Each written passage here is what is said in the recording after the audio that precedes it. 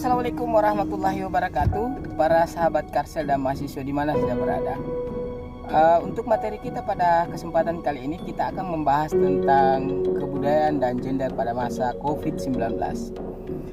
Berbicara dua variabel, kebudayaan dan gender, adalah dua variabel yang tidak bisa dipisahkan satu sama lain.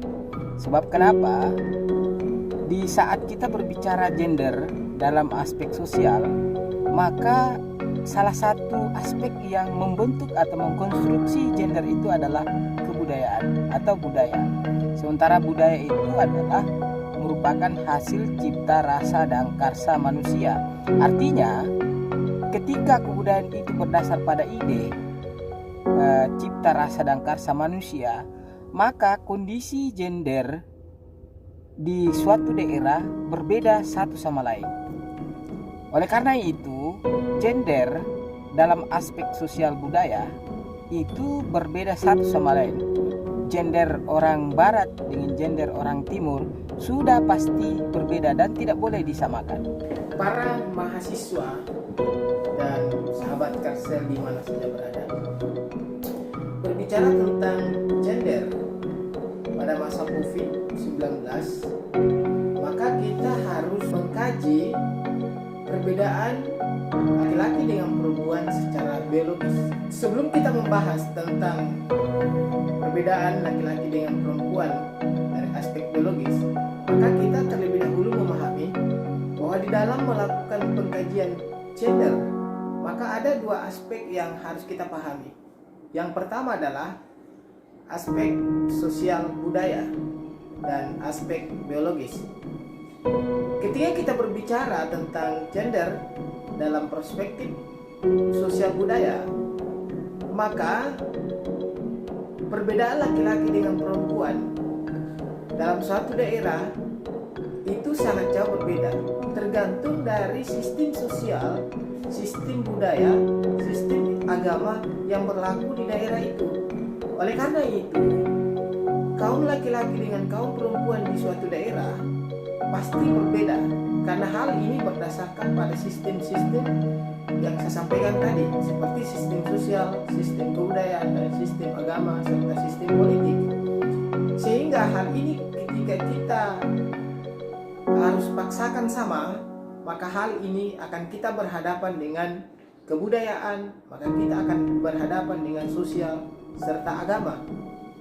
Nah, perbedaan laki-laki dengan perempuan dalam aspek biologis, maka kita harus berbicara pada tataran kodrat kaum laki-laki dengan kaum perempuan, yang secara otomatis ini tidak ada perbedaan dari aspek daerah, dari mana kaum laki-laki dengan perempuan berada, karena ini berbicara pada konsep kodrat. Nah, ketika kita dekatkan gender dalam COVID-19 pada masa COVID-19 saat sekarang ini, maka kita banyak berbicara pada perbedaan laki-laki dengan perempuan dari aspek biologis, yakni imun atau kekebalan tubuh kedua jenis kelamin itu. Berdasarkan penelitian melalui jurnal Nature yang meneliti tentang perbedaan laki-laki dengan perempuan dalam menghadapi COVID-19, ternyata hasil penelitian menunjukkan bahwa angka secara global 60% kematian akibat COVID-19 adalah pria, dan kaum laki-laki memiliki probabilitas tinggi terhadap keterpaparan COVID-19 jika dibandingkan dengan kaum perempuan. Hal ini disebabkan karena kekebalan tubuh kaum perempuan lebih tinggi daripada kaum laki-laki. Nah, ini banyak penelitian yang dilakukan tentang imun perempuan dengan imun kaum laki-laki. Ternyata dari hasil penelitian tersebut bahwa kaum perempuan memiliki keunggulan di dalam kekebalan tubuh dibanding dengan kaum laki-laki. Berdasarkan studi Akiko Iwasaki, seorang profesor di Universitas Yale, menemukan pria dan wanita memang mengembangkan berbagai jenis respon kekebalan tubuh terhadap COVID-19. Perbedaan ini mungkin yang membuat pria lebih rentan terhadap penyakit COVID-19. Wanita berusia lanjut atau lansia mampu meningkatkan respon imun dengan produksi sel T atau limfosit T lebih banyak dibandingkan dengan kaum laki-laki. Pria memiliki aktivitas sel T yang lebih lemah. Semakin tua usia seorang pria, semakin lemah respon sistem kekebalan tubuhnya. Hal inilah disebabkan perbedaan antara kaum laki-laki dengan kaum perempuan pada masa COVID-19. Dari hasil data secara global, lebih banyak kaum pria terpapar COVID-19 dibandingkan dengan kaum perempuan. Para mahasiswa di mana saja berada, jadi perbedaan gender atau berbicara tentang gender pada masa COVID-19 sangat jelas perbedaan-perbedaan itu. Di mana dijelaskan tadi bahwa kaum laki-laki lebih rentan dari COVID-19 dibanding perempuan. Hal ini disebabkan karena kekebalan tubuh kaum perempuan lebih kuat dibanding dengan kekebalan tubuh kaum laki-laki. Para mahasiswa di mana saja berada, kebudayaan selama pandemi COVID-19 mengalami perubahan secara radikal. Maksud saya secara radikal di sini adalah semua cara hidup kita, pola pikir kita, pola bergaul kita, pola silaturahmi kita dipaksakan harus berubah. Termasuk di dalam dunia pendidikan, semua harus berubah secara radikal. Maksud saya secara radikal ini adalah mau diterima atau tidak diterima harus dijalankan. Sebab ini dalam keadaan darurat. Kalau berdasarkan ilmu teori manajemen risiko, bahwa penerapan protokol kesehatan itu adalah aspek risk atau risiko yang harus kita terima. Tidak boleh tidak. Pandemi COVID-19 ini merubah semua sistem, baik cara bergaul kita, cara bersilaturahmi kita.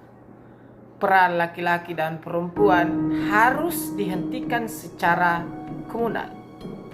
Jadi semua pekerjaan, apakah pekerjaan laki-laki dengan pekerjaan perempuan, harus dikerjakan di rumah. Stay at home. Nah, pada masa COVID-19 semua berubah. Sistem kebudayaan pun juga berubah secara radikal. Dipaksakan harus dilakukan secara darurat. Termasuk yang seperti disampaikan tadi bahwa sistem atau pola pendidikan pun juga berubah. Yang dari awalnya pendidikan dilakukan secara offline, tatap muka, bersilaturahmi bersama teman-teman sekelas, sekampus dan lain sebagainya, itu tidak ada pembatasan teknologi. Tetapi hari ini pada masa COVID-19 semua sistem berubah secara radikal. Ya, sekali lagi saya sampaikan bahwa radikal itu adalah dipaksa. Bukan dipaksa dengan siapa, tetapi dipaksa dengan keadaan yang serba darurat. Para mahasiswa di mana saja berada atau para sahabat Karsel di mana saja berada, kebudayaan tiba-tiba terjadi sebuah penetrasi. Dari sistem yang lama menjadi sistem yang baru yang seperti kita rasakan saat sekarang. Di dalam dunia pendidikan pun juga berubah secara radikal. Pembuatan makalah misalnya yang dilakukan secara paper sekarang dilakukan secara digital melalui video yang seperti kita lakukan hari ini. Itu adalah merupakan rangkaian kebudayaan, wujud konkret. Nah, kebudayaan memiliki 3 wujud. Yang pertama adalah wujud konkret. Yang seperti hari ini kita lihat pada masa COVID-19, sikap dan perilaku, tindakan yang kita bisa lihat secara kasat mata itu berubah. Kemudian wujud ide, pikiran, pola pikir kita, ide kita itu berubah secara drastis, secara radikal. Kemudian secara perilaku, wujud perilaku silaturahmi dirubah oleh masa COVID-19. Di mana dulu kita bisa berjabat tangan, sekarang sudah tidak bisa berjabat tangan, lain jabat tangannya. Kita bisa lihat di media-media jabat tangan COVID-19, ada istilah jabat tangan COVID-19 tidak bersentuhan dengan telapak tangan kita, karena telapak tangan kita ini bisa saja sebagai wadah penyebar COVID-19, sehingga kita harus antisipasi dengan tidak bersentuhan langsung dengan orang-orang lain. Kemudian social distancing, ini adalah sebuah perilaku yang merupakan wujud kebudayaan pada masa COVID-19. Jangankan di dalam sosial, di dalam agama pun juga dilakukan social distancing, mengatur jarak di dalam SAP. Padahal sudah sangat jelas ajaran atau sistem agama kita bahwa di dalam salat berjamaah harus rapat. Tetapi pada masa COVID-19 penetrasi kebudayaan berubah, yaitu salat berjamaah harus berjarak. Demikianlah penjelasan singkat saya tentang gender dan kebudayaan pada masa COVID-19. Baik, mari kita simak penjelasan mahasiswa berikut.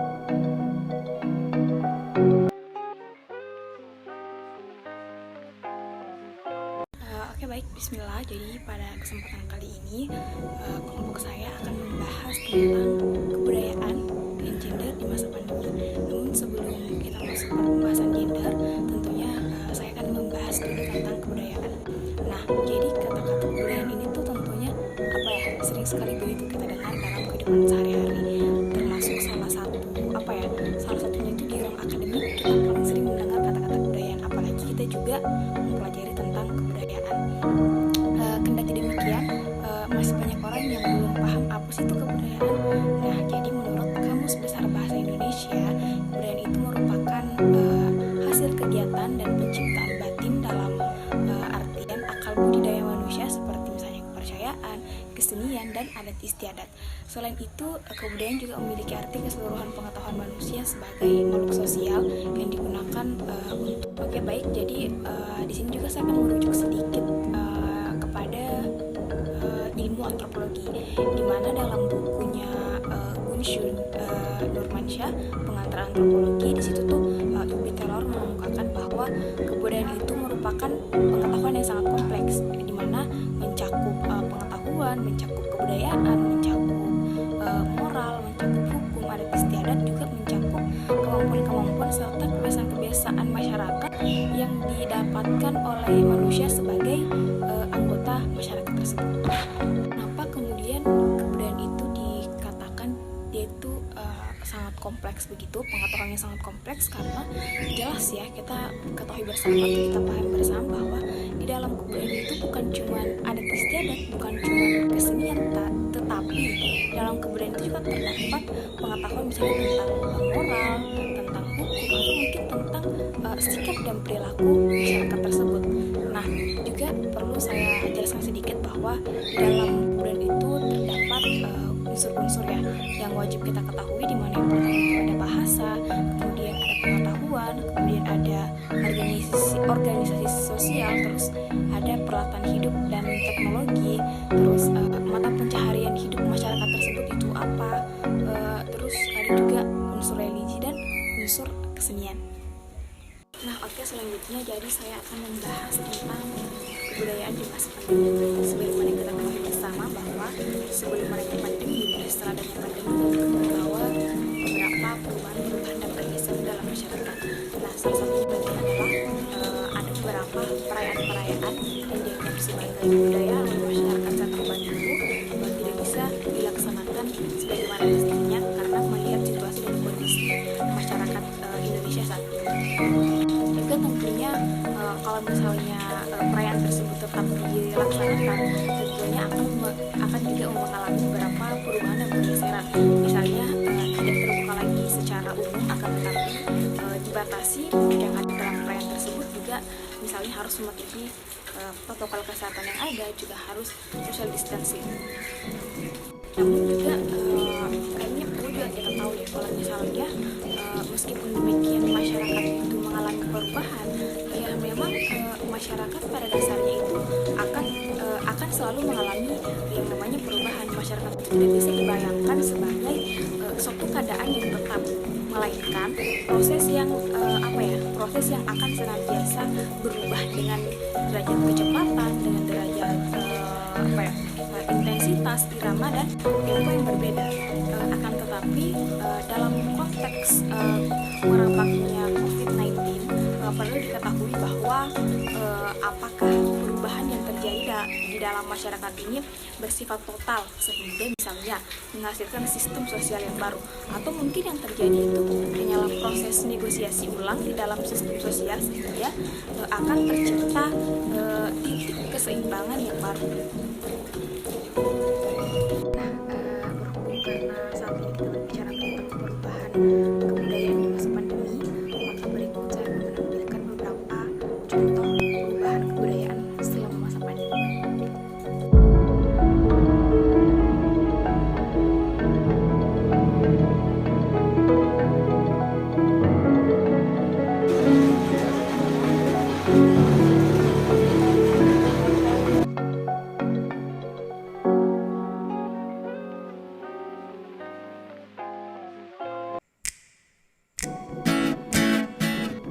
Jika berbicara masalah gender, otomatis kita harus masuk ke dalam pengertian dari gender itu sendiri terlebih dahulu. Gender merupakan serangkaian karakteristik yang terikat kepada dan membedakan antara maskulinitas dan feminitas, atau perempuan, laki-laki, dan interseks. Hal ini ditentukan berdasarkan jenis kelamin atau struktur sosial seperti peran gender atau identitas gender. Kajian gender mengartikan gender sebagai konstruksi maskulinitas dan feminitas sosial dan kultural yang disediakan. Gender di dalam konteks ini tidak mencakup mengenai perbedaan biologis, tetapi berfokus kepada perbedaan kebudayaan. Pengertian ini muncul dari beberapa literatur, seperti dari Julian Kristeva, Louis Irigaray, serta dari feminis Amerika Serikat, seperti Judith Butler.